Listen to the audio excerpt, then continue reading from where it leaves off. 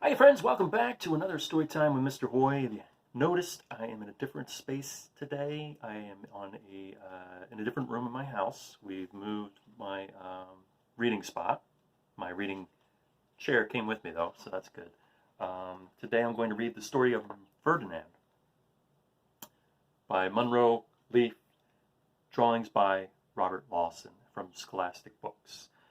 Ferdinand has been made into a motion picture with John Cena. My daughter referred that to me earlier today. She said it's funny. I have not seen it, so I can't tell you whether it is or not, but that's okay. This is a great story, and this is the second time doing it because the first time I messed up on a word, and I wanted to make sure I got it right. So the Story of Ferdinand by Munro Leaf, and the pictures are by Robert Lawson, drawings by Robert Lawson. And it begins, once upon a time in Spain.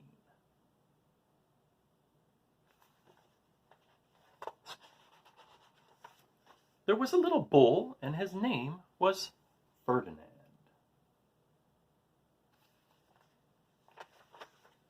All the other little bulls he lived with would run and jump and butt their heads together.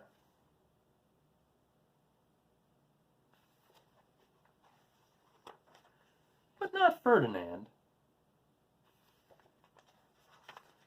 He liked to sit just quietly and smell the flowers. He had a favorite spot out in the pasture under a cork tree. It was his favorite tree, and he would sit in its shade all day and smell the flowers. Sometimes his mother, who was a cow, would worry about him. She was afraid he would be lonesome all by himself. "Why don't you run and play with the other little bulls and skip and butt your head?" she would say. But Ferdinand would shake his head. "I like it better here, where I can sit just quietly and smell the flowers." His mother saw that he was not lonesome, and because she was an understanding mother, even though she was a cow, she let him just sit there and be happy. As the years went by, Ferdinand grew and grew until he was very big and strong. Oh, look, there's a little measuring thing. You see that? It says, I think, 1 week, 3 months, 1 year, and then 2 years.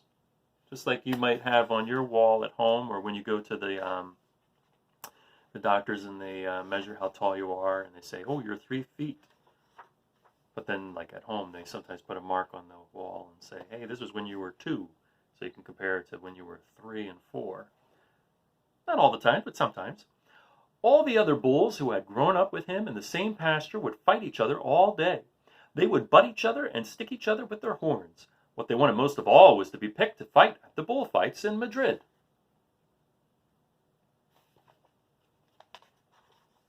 But not Ferdinand. He still liked to sit just quietly under the cork tree and smell the flowers. One day, 5 men came in very funny hats to pick the biggest, fastest, roughest bull to fight in the bullfights in Madrid. Well, I wonder who they're going to pick. All the other bulls ran around snorting and butting, leaping and jumping, so the men would think that they were very, very strong and fierce and pick them. Ferdinand knew that they wouldn't pick him, and he didn't care, so he went out to his favorite cork tree to sit down. He didn't look where he was sitting, and instead of sitting on the nice cool grass in the shade, he sat on a bumblebee. Ooh. I wonder what's going to happen. Well, if you were a bumblebee and a bull sat on you, what would you do? You would sting him. And that is just what this bee did to Ferdinand. Oh my goodness, look at his eyes.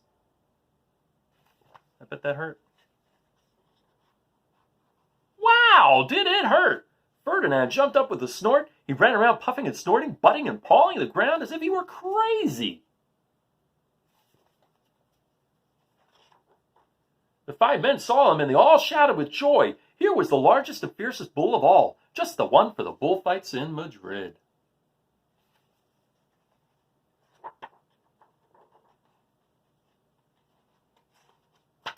So they took him away for the bullfight day in a cart.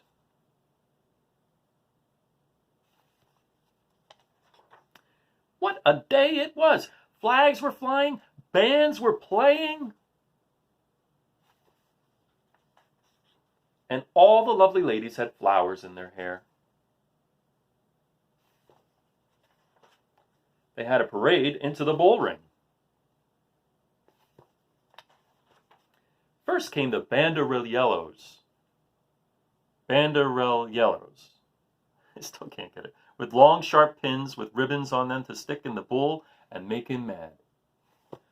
Banderilleros. I think I got it that time. I practiced a lot on that word. That's tough. Next came the picadores, who rode skinny horses, and they had long spears to stick in the bull and make him madder. Then came the matador, the proudest of all. He thought he was very handsome and bowed to the ladies. He had a red cape and a sword and was supposed to stick the bull last of all. Then came the bull, and you know who that was, don't you? Ferdinand. Now, I don't know about you, but when I was a kid, I saw a lot of cartoons, and in the cartoons, sometimes they would have, in particular, there's the character of Bugs Bunny, and then there's the character of the bull, and somehow Bugs is always the matador, and he wears the hat over his ears, and he's got the cape, which is red, and it attracts the bull runs towards it. So that's what we're getting ready for, a big bullfight. But Ferdinand, well, let's see what he does. They called him Ferdinand the Fierce, and all the banderillos,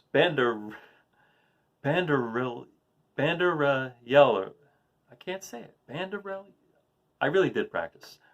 Banderilleros were afraid of him, and the picadores were afraid of him, and the matador was scared stiff.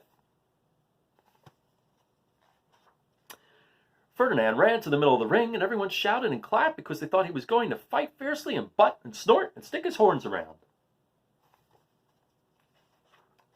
But not Ferdinand. When he got to the middle of the ring, he saw the flowers in all the lovely ladies' hair, and he just sat down quietly and smelled. He wouldn't fight and be fierce no matter what they did. He just sat and smelled. And the banderilleros were mad, and the picadores were madder, and the matador was so mad he cried because he couldn't show off his cape and sword. Huh, poor matador. So they had to take Ferdinand home. And for all I know, he is sitting there still, under his favorite cork tree, smelling the flowers just quietly. He is very happy. The end. So, banderilleros.